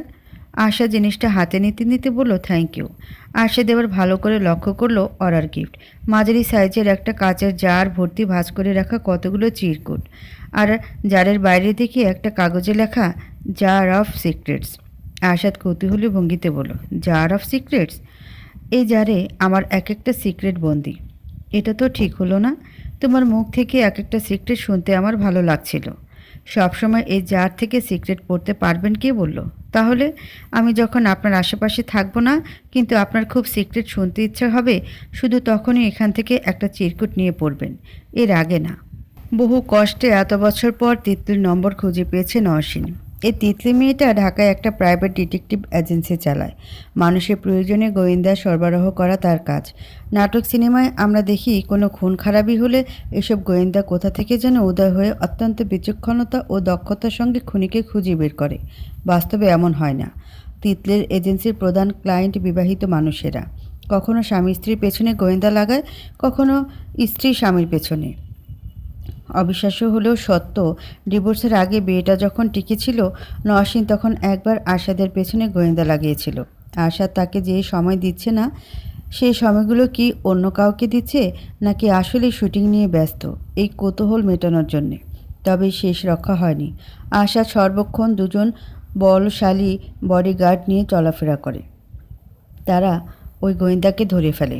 গোয়েন্দা বেচারা ভয়ের মুখে নওশীনের নাম বলে দেয়। আরশাদ বরাবরই চাইতো তাদের সম্পর্কটা টিকে যাক। যখন জানতে পারল নওশীন তাকে সন্দেহ করে তার পিছে গোয়েন্দা লাগিয়েছে, তখন গিয়ে নওশীনকে প্রশ্ন করেনি। ভেবেছে ভুলটা তার নিজেরই। সে সময় দিতে পারে না বলেই হয়তো নওশীন তাকে সন্দেহ করছে। এর জন্যে মানুষকে অতিরিক্ত ক্ষমা করতে নেই, তারা প্রশ্রয় পেয়ে যায়। ফোন রিসিভ করেই তিতলি একরাশ উচ্ছ্বাস নিয়ে বলল, নওশীন ম্যাম, কতদিন পর কথা হচ্ছে আমাদের, কেমন আছেন? নওশীন গম্ভীর গলায় বলল, ভালো। আমার একটা কাজ করে দিতে হবে তিতলি। তিতলি হাসিমুখে বলল, অবশ্যই করব। আপনার সেবার জন্যই তো আমরা বসে আছি। বলুন কি করতে হবে? আবারও আরশাদ স্যারের পেছনে গোয়েন্দা লাগাতে হবে? নওশীন বিরক্ত গলায় বলল, আমি কি সেই কথা বলেছি? জি না, একজনের সম্পর্কে কিছু ইনফরমেশন জোগাড় করতে হবে। কার সম্পর্কে ম্যাম? নওশীন ছোট্ট দীর্ঘশ্বাস গোপন করে বলল, মেয়েটার নাম আফরোজা ওরা। ব্র্যাক ইউনিভার্সিটিতে ম্যানেজমেন্ট নিয়ে পড়ছে। আর নওশীনের কথার মাঝপথে তিতলি হতবাক গলায় বলল, উনি আরশাদ স্যারের ওয়াইফ না? নওশীন চুপ করে রইল। ওরাকে সে আরশাদের স্ত্রী হিসেবে এখনও মেনে নিতে পারেনি, কখনো মানতে পারবেও না। মেয়েটার কোনো যোগ্যতা আছে নাকি আরশাদ হকের স্ত্রী হবার? তার নীরবতা লক্ষ্য করে তিতলি ভদ্রভাবে বলল, কী ধরনের ইনফরমেশন চাচ্ছেন ম্যাম? স্পেসিফিকলি বললে আমাদের সুবিধা হতো। মেয়েটা বড় হয় গ্রামে, বছর 5 আগে ঢাকায় এসেছে। ঢাকার আসার পর থেকে ওর জীবনে কী কী ঘটেছে সব ইনফরমেশন চাই আমার। কাজের বাইরে সে কোথায় যায়, কার সঙ্গে মেশে, এভরিথিং। ঠিক আছে ম্যাম, আপনি কোনো চিন্তা করবেন না, নওশীন দৃঢ় ভঙ্গিতে বলল। I want them as soon as possible. আর একটা কথা, আমি যে ও সম্বন্ধে ইনফরমেশন চেয়েছি এটা যেন কেউ জানতে না পারে। ফোন কেটে নওশীন মেঝের দিকে তাকিয়ে ঘন ঘন নিঃশ্বাস ফেলছে। তার চোখ দুটো দিয়ে যেন অগ্নি ঝরছে। ওই মেয়ে শেষে দেখে ছাড়বে। কত বড় সাহস! আরশাদের জীবনে জায়গা দখল করতে এসেছে। নওশীনের মতে আরশাদের জীবনে যদি কোনো নারীর প্রবেশের অধিকার থাকে তবে সেটা আছে শুধুমাত্র তারই। পুরো 5তলা বিল্ডিং ফাঁকা পড়ে আছে। কোনো প্রকার ফার্নিচার না থাকায় কথা বললে বাড়ি খেয়ে আবারও তা ফিরে আসছে। ওরা অবাক হয়ে দেখছে জায়গাটা। ফাঁকা বিল্ডিং দেখার কিছু নেই, তবুও তার আগ্রহ যেন কমছেই না। ওরা ঘুরে ঘুরে দেখছে, আর তার পেছনে আরশাদ। আরশাদের আগে এই বিল্ডিংটা দেখেছে, তার আর নতুন করে দেখার কিছু নেই। সে দেখছে ওরার বিস্ময়। ওরা হতবিহ্বল গলায় বলল, এই পুরো বিল্ডিংটা আপনি কিনে ফেলেছেন? আরশাদ স্বাভাবিক গলায় বলল, হ্যাঁ, ভেবেছিলাম জায়গা কিনে নিজের মতো করে বিল্ডিং তৈরি করব, কিন্তু তাতে অনেক সময় নষ্ট হতো। কেন, তোমার পছন্দ হয়নি? এই বিল্ডিংয়ে আরশাদের প্রোডাকশন হাউসের অফিস তৈরি করা হবে। আরশাদ হক প্রযোজকের খাতায় নাম লেখাতে যাচ্ছে। এই খবরে ইন্ডাস্ট্রি এখন সরগরম। কয়েকদিন হলো আরশাদ আনুষ্ঠানিকভাবে মিডিয়ায় জানিয়েছে বিষয়টা। ওরা বলল, এই বিল্ডিং কারো পছন্দ না হয়ে পারে? একটা মাল্টিন্যাশনাল কোম্পানির অফিস ছিল এই পুরো বিল্ডিংটায়। আমরা চাইলে ভেঙে চুরে নিজেদের মতো ইন্টেরিয়র করতে পারবো। আমি তো আগে থেকেই ঠিক করে রেখেছি। নিচতলায় থাকবে আমাদের মেন রিসেপশন, ওয়েটিং রুম আর কিছু সেট। দোতলার পুরোটা জুড়ে শুটিংয়ের বিভিন্ন সেট। 3তলার এক অংশে কনফারেন্স আর মিটিংয়ের জন্যে। আরেক অংশে স্টাফরা কাজ করবে। 4তলার পুরোটাই স্টাফদের জন্য। আর 5তলায় মেন অফিস রুমগুলো, যেমন তোমার রুম, আমার রুম। ওরা বিস্ময় নিয়ে বলল, স্যার, আপনি সত্যিই আমাকে এত বড় একটা দায়িত্ব দিতে যাচ্ছেন?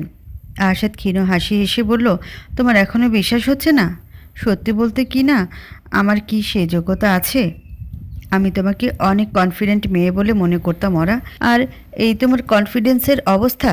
ওরা কোমল সরে বলল, কনফিডেন্স আছে, তবে এতটাও নয় যে এত বড় কোম্পানি সামলাবো। আমার খুব ভয় করছে স্যার। আরশাদ আশ্বাস দিয়ে বলল, শুধু শুধু ভয় করছো ওরা? আমার বিশ্বাস সব কিছু পারফেক্টলি সামলে নিবে তুমি। আর ছোটোখাটো কোনো ভুল হয়ে গেলে তা শুধরে দেওয়ার জন্যে আমি তো থাকবই। অরার গা বেয়ে শীতল হাওয়া বয়ে গেল। আশা তাকে পাশে থাকার আশ্বাস দিচ্ছে। এই আশ্বাসের জন্যই যেন বহুকাল অপেক্ষা করেছিল সে। আচ্ছা, আশা কি ঠিক এভাবেই তার পাশে থাকবে আজীবন? যদি কোনো কারণে দূরে সরে যায়, তবে তো তা কোনো ক্রমে সহ্য হবে না অরার। বাইরে জহির গাড়ি নিয়ে অপেক্ষা করছে। বিল্ডিং থেকে বেরিয়ে অরা যেই গাড়ির কাছে যাবে তখনই আশাদ বলে উঠল, অরা চলো এক কাজ করি, আজ রিকশায় করে বাড়ি ফিরি। অরা অবাক হয়ে বলল, আপনি উঠবেন রিকশায়? সুপারস্টার আরশাদ হক সাধারণ মানুষের মতো রিকশায় ঘোরাঘুরি করছে, এই দৃশ্য একেবারে হজম করার মতো নয়। তাকে রিকশায় দেখলে হাজারো মানুষের ভিড় জমে যাবে, রাস্তায় জ্যাম বেঁধে যাবে। তাই আশাদ বহু বছর হলো রিকশা ওঠে না। তবে আজ কেন জানি মনের ভিতর থেকে এই ইচ্ছাটা জেগে উঠল।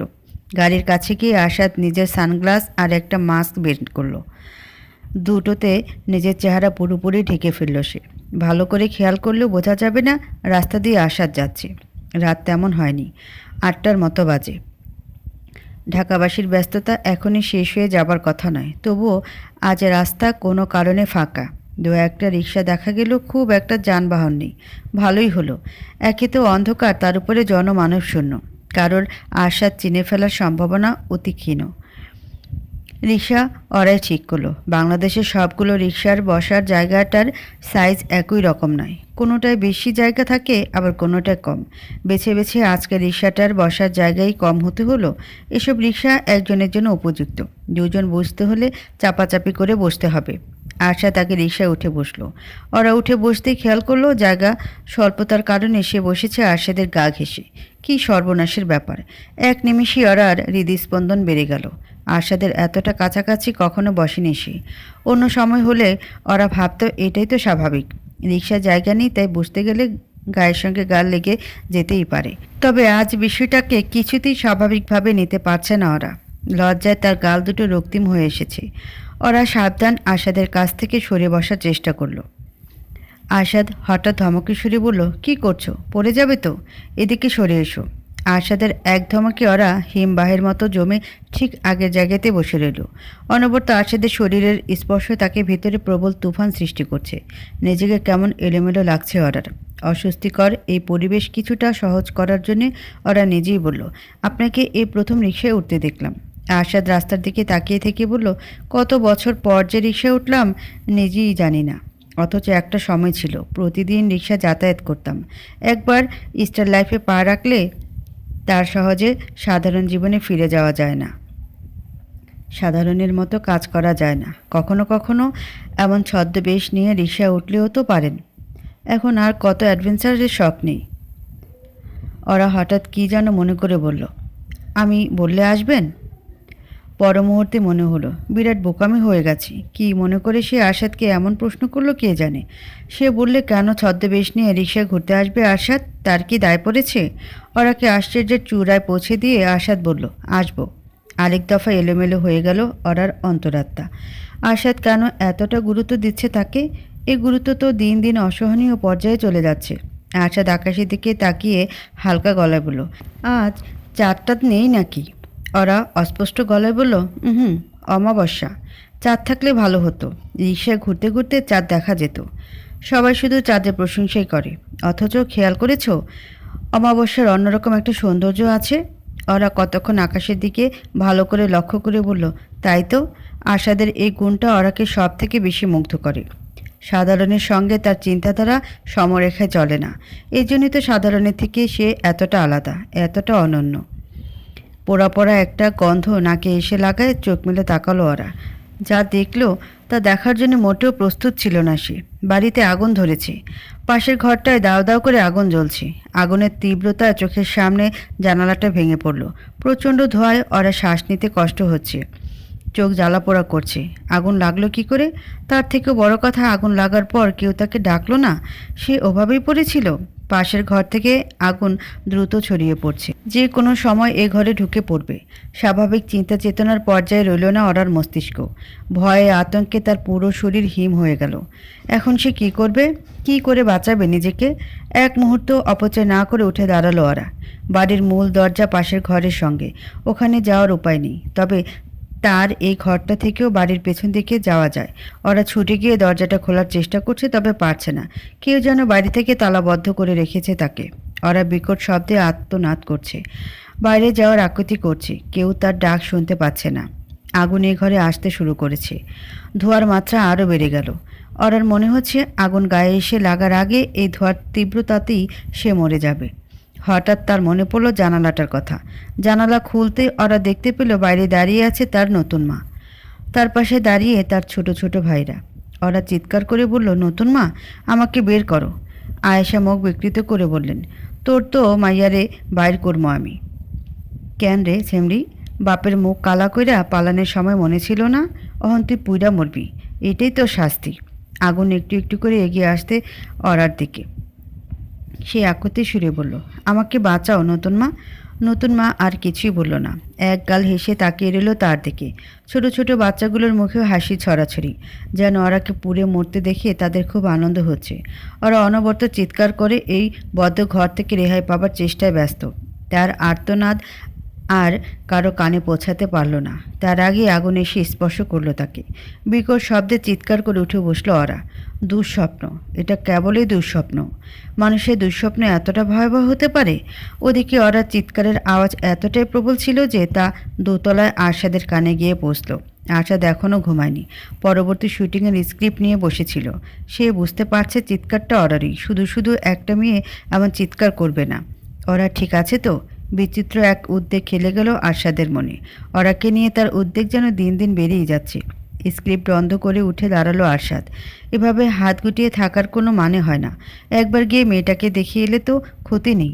দরজায় টোকা পড়ল। বিছানায় বসে এখন রীতিমতো কাঁপছে ওরা। তার পুরো শরীর ঘামে ভিজে গেছে। ওরা বুঝতে পারলো আরশাদ এসেছে।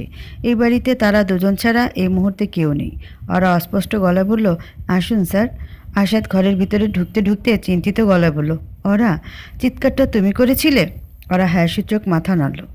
আরশাদ এসে ওরার পাশে বসতে বসতে উদ্বিগ্ন সুরে বলল, কি হয়েছে তোমার? ওরা কিছু বলতে পারছে না। এক দৃষ্টিতে তাকিয়ে রইল আরশাদের দিকে। আরশাদ হক, যে মানুষটা পৃথিবীর কাউকে তোয়াক্কা করে না, সে কেন এসে খোঁজ নিচ্ছে তার? ওই দুঃস্বপ্নের মতো ওরা যদি সত্যি সত্যি আগুনে পুড়ে ছাই হয়ে যায়, তাতে তার কি? এই ভয়ঙ্কর মুহূর্তটায় নিজের পাশে একেবারে আরশাদকে আশা করেনি ওরা। তার উপরে তার এই মায়াময় উদ্বেগ দেখে যেন ওরা চোখে জল চলে এলো। আরশাদ ব্যস্ত গলায় বলল, কি আশ্চর্য, কাঁদছো কেন? কি হয়েছে? ওরা কম্পিত সুরে বলল, স্বপ্ন দেখেছি।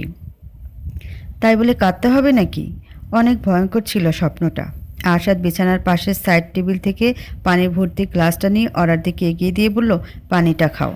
ওরা এক ঢোকে সমস্ত গ্লাসের পানি শেষ করে ফেলল। তবুও তার সমস্ত শরীর কেঁপে উঠছে। ওরা এলোমেলো গলায় বলতে লাগলো, জানেন স্যার, পৃথিবীর কাছে আমি নিজেকে দেখাই একজন সাহসী মেয়ে হিসেবে, কিন্তু ভেতরে ভেতরে আমি প্রচণ্ড ভীতু। ভয় আমাকে শেষ করে দেয়। আমার এই সিক্রেটটা পৃথিবীর কেউ জানে না, আপনাকে জানালাম। আরশাদ ছোট্ট দীর্ঘশ্বাস ফেলে উঠে দাঁড়িয়ে বলল, চলো। ওরা অবাক গলায় বলল, কোথায়? ওপরে, আমার পাশের রুমটায়। এখন থেকে ওখানেই থাকবে। কিন্তু উফ, চলো তো। ওরা এখানে একা একা থাকলে আরও ভয় পাবে। আরশাদের পাশের ঘরে এসে ওরার ভয়টা অনেকাংশেই কেটে গেল। সে তো ভেবেছিল আজ রাতে আর ঘুমই হবে না। ভয়ে আতঙ্কে নির্ঘুম কাটাতে হবে বাকিটা রাত। তবে ভাগ্যক্রমে বিছানায় শুয়ে পড়ার সঙ্গে সঙ্গে দু চোখে ঘুম জড়িয়ে এলো। এতটা স্বস্তির ঘুম তার বহুদিন হয়নি। বারবার মনে হচ্ছে তার কিচ্ছু হবে না। দুঃস্বপ্ন দেখে ভয় পেলেই তো পাশের ঘর থেকে ছুটে আসবে ওই মানুষটা। চোখের পলকে কেটে গেল 3টি মাস। 5 মাস হলো আরশাদ এবং অরার বিয়ের। এই 5 মাসে একটু একটু করে এই বাড়িটার সঙ্গে মিশে গেছে ওরা। এটা এখন আর আরশাদের বাড়ি নেই, হয়ে দাঁড়িয়েছে তার নিজের বাড়ি। এই বাড়ির সব কিছুকে একটু একটু করে নিয়ন্ত্রণ করতে শুরু করেছে ওরা।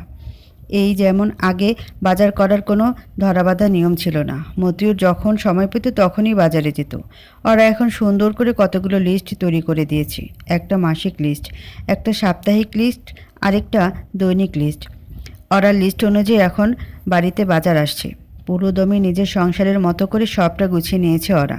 আগে এ বাড়ির কোনো কাজ করতে গেলেই তার মনে হতো, আমি কেন এ বাড়ির কোনো সিদ্ধান্ত নিতে যাব? এটা তো আর আমার সংসার নয়। 1 বছর পর তো এখান থেকে চলেই যেতে হবে। এখন আর সেই চিন্তা তার মাথায় আসে না। 1 বছর পর ডিভোর্স সংক্রান্ত চিন্তাভাবনা যেন সে ভুলেই গেছে। বাড়িটার পাশাপাশি খোদ আরশাদকেও যেন নিয়ন্ত্রণ করতে শুরু করেছে ওরা। এই যেমন নতুন চরিত্রের জন্য তার হেয়ার স্টাইল কেমন হবে ওরা ঠিক করে দিয়েছে। আরশাদ ইন্টারভিউতে যাবে, কোন শার্ট পরবে সেটাও ওরা ঠিক করে দিচ্ছে। আরশাদ তার জীবনে আরও হস্তক্ষেপ পছন্দ করে না, তবুও কোনো এক অদ্ভুত কারণে মেয়েটার এই ছোটো ছোটো হস্তক্ষেপ দারুণ উপভোগ করছে সে। ইদানিং একটা আননোন নম্বর বড় বিরক্ত করছে ওরাকে। আরশাদ হকের ম্যানেজার হিসেবে বহু আননোন নম্বর থেকে আসা কল রিসিভ করতে হয় তাকে, তবে এই সকলে ফোন রিসিভ করার পর নিজের পরিচয় দেয়। এক্ষেত্রে সেসব কিছুই হচ্ছে না। ওরা কল রিসিভ করার পর অপর প্রান্তের আগন্তুক চুপ করে থাকে, কোনো প্রকার কথাবার্তা বলে না। ওরা ওই নম্বর একবার ব্লক করেছে, পরের দিন আবারও ওই ব্যক্তি নতুন নম্বর থেকে ফোন দেয় তাকে। বিষয়টা নিয়ে ওরা খুব একটা মাথা ঘামালো না, দ্বিতীয় নম্বরটাও ব্লক করে ফিরে গেল নিজের জীবনে। মেয়েদের নম্বরে আসে দুই একবার এমন অপরিচিত নম্বর থেকে ফোন আসা অস্বাভাবিক কোনো ব্যাপার নয়। ভাইরাল ভিডিওর মধ্যে অদৃশ্য একটা প্রকারভেদ রয়েছে। এক ধরনের ভাইরাল ভিডিও থাকে যা দেশের বৃহত্তম জনগণের কাছে পৌঁছে যায়। তারা সেই ভিডিও দেখে এবং নিজেদের মতামত দেয়, যেমন আরশাদ এবং অরার হোটেলের সেই সিসিটিভি ফুটেজ। আবার আরেক ধরনের ভাইরাল ভিডিও আছে যা দেশের সবার কাছে পৌঁছায় না, তাদের বিচরণ ফেসবুকের গোটা কয়েক গ্রুপে। তেমনই স্বল্প বিস্তর এক ভাইরাল ভিডিও আরশাদ প্লে করে দিল নিজের মোবাইলে। ভিডিওটা অরার। গত পরশু ওরা গিয়েছিল আরশাদের প্রোডাকশন হাউসের অফিস হবে যে বিল্ডিংয়ে, সেটাতে।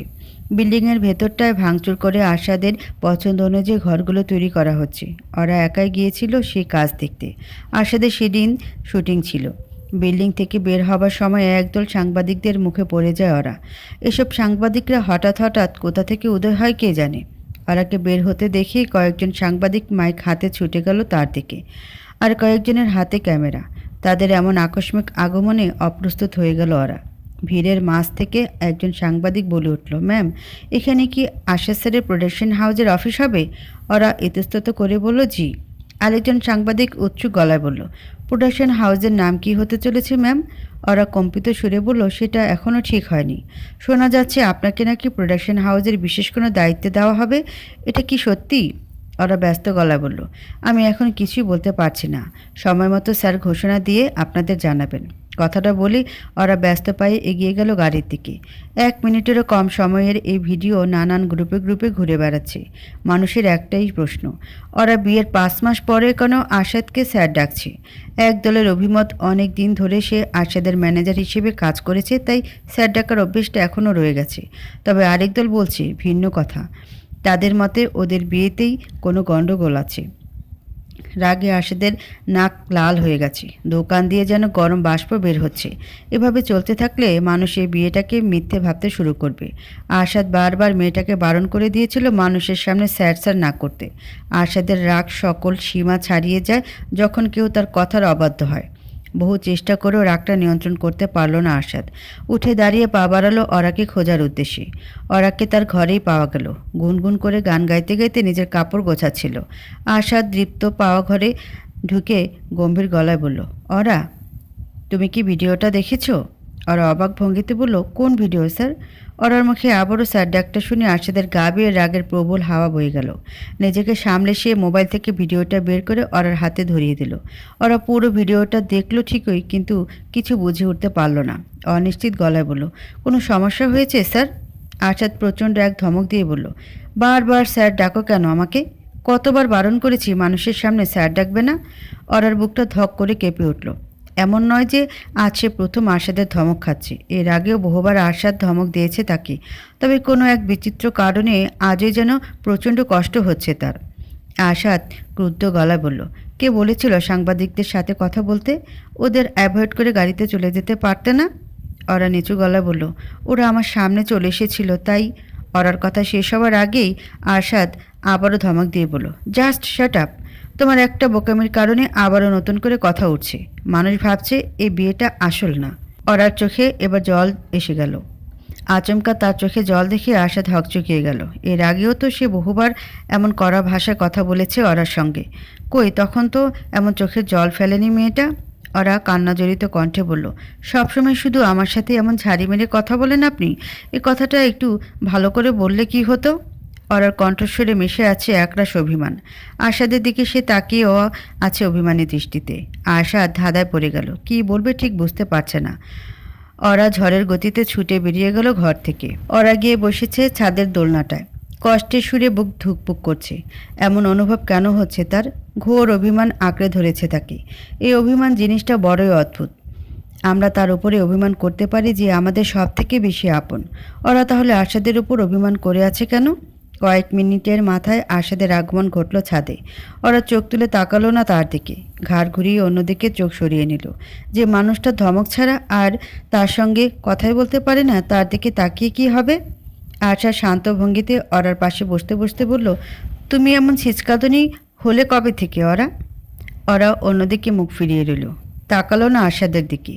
একে তো তাকে ধমক দিয়েছে, এখন আবার ছিটকাদনির টাকা হচ্ছে। আশাদ নরম সুরে বলল, দেখি আমার দিকে তাকাও। ওরা তার দিকে তাকাতেই আশাদ পরম যত্নে মেয়েটার গাল বেয়ে গড়িয়ে পড়া জলগুলো মুছে দিল। তরঙ্গের ন্যায় বিচিত্র এক অনুভূতি খেলে গেল ওরা সমস্ত শরীর জুড়ে। আশাদের এই স্পর্শে লুকিয়ে আছে অদ্ভুত এক প্রশান্তি। মাঝে মাঝে অতিরিক্ত প্রশান্তি অসহনীয় হয়ে ওঠে। ওরা অভিমানী সুরে বলল, আপনি সব সময় আমাকে ধমক দেন? আশাদ নির্বিকার ভঙ্গিতে বলল, ঠিকই করি, তুমি ধমক খাওয়ার মতো কাজ করো বলেই তোমাকে ধমক দেওয়া হয়। ওরা পাল্টা জবাব দিয়ে বলল, বললেই হলো, আপনার কোন কথাটা অমান্য করেছি এতদিনে? আশাদ রহস্যময় একটা হাসি হেসে বলল, আমার সাথে এভাবে কথা বলছো তুমি? এর পরিণাম কি হবে জানো? কি আর হবে? এতদিন তো চাকরি থেকে ফায়ার করে দেওয়ার হুমকি দিতেন, এবারও দিন। এমনিতেও 2 দিন পর আপনার নতুন ম্যানেজার আসবে। আশাদ ঠোঁটে হাসিটা বজায় রেখে তার মোহনীয় সুরে বলল, আর কাঁদবে না। যদিও কাঁদলে তোমাকে সুন্দর লাগে, তবুও কাঁদবে না। আরও একবার ওই তরঙ্গ খেলে গেল ওরার সমস্ত শরীর জুড়ে। আশাদ কি তাকে সুন্দর বলল? ছেলেরা না জানি কত কায়দায় মেয়েদের রূপের প্রশংসা করে, অথচ এই পর্যন্ত ওরা রূপের প্রশংসা কেউ করেনি, কিংবা ওরা সুযোগ দেয়নি। আজ সর্বপ্রথম কেউ করছে। সেই কেউটা আবার আশাদ হক? ভাবা যায়? বহু কষ্টে নিজেকে সামলে ওরা বলল, কেন? কি হবে কাঁদলে?